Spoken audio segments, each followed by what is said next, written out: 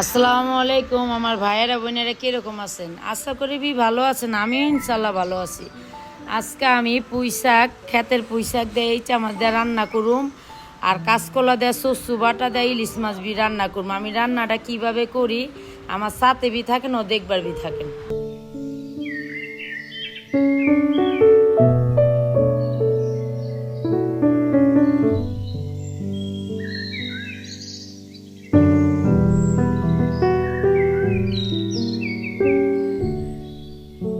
আমার মশলাটা কষানো শেষ।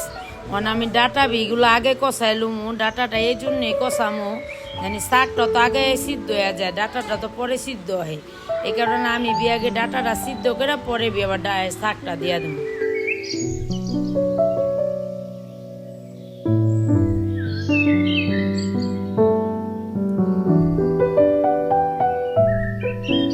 ডাটাগুলা পুরো সম্পূর্ণ সিদ্ধ হয়ে গেছে। এখন আমি শাকগুলা দিয়ে দেবো।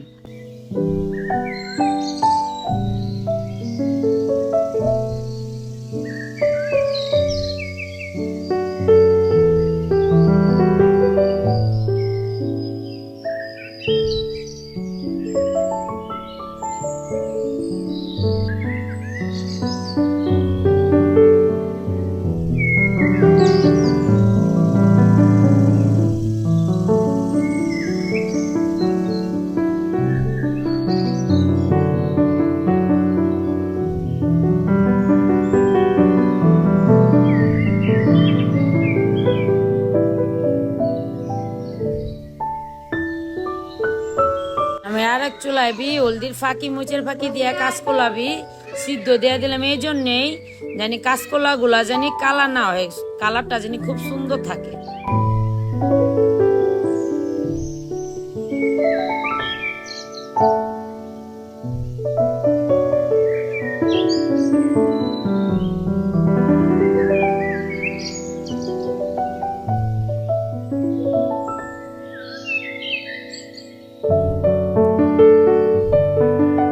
শাকটা সম্পন্ন হওয়া শেষ। আমি নামাই এলুম একটা পেলাতে।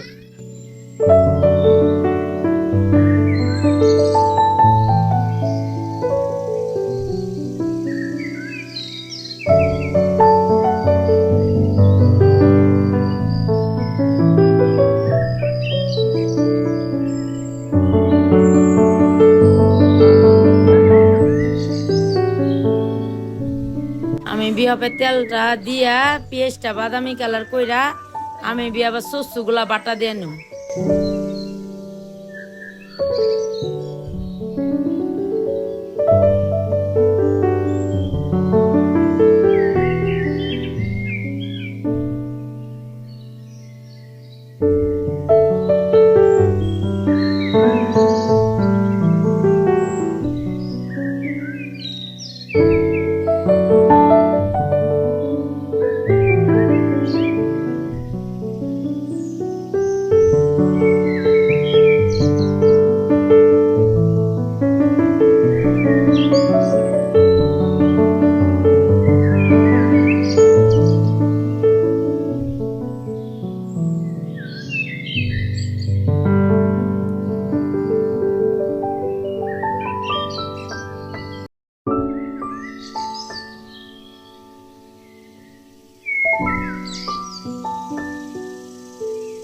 শস্যগুলা বাটা শেষ। আমি মশলার ভিতরে শস্যগুলা দিয়ে দিব।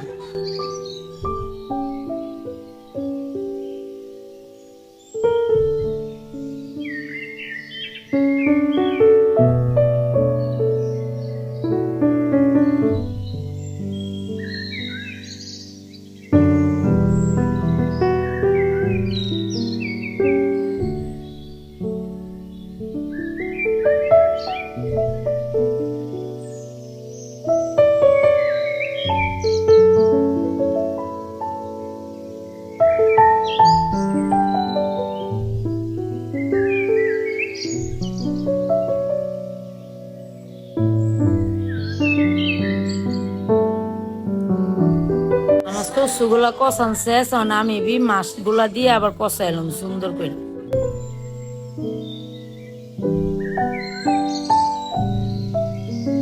অপাইবি আমি শ্বশুর ভিতরে কাঁচকলা গুলা দিয়া সুন্দর করে কষায়া পরিমাণ মতন পানি বি দিয়ে আমি তরকারিটা এক লাড়ার চটে বি রান্না করে ফেলাম।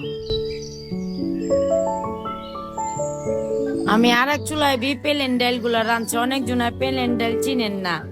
প্লেন ডাইলটা আম দিয়া ভোটমরিচ দিয়া বি রান্তাছিল। সম্পূর্ণ ভিডিওটা দেখাই পারি নাই, এতটুকু বি দেখাইলাম। আমি বি দেখুম আমার তরকারিটা কোন পর্যন্ত হয়েছে। মাশাআল্লাহ আলহামদুলিল্লাহ খুব সুন্দর আমার তরকারিটা বি হয়ে গেছে।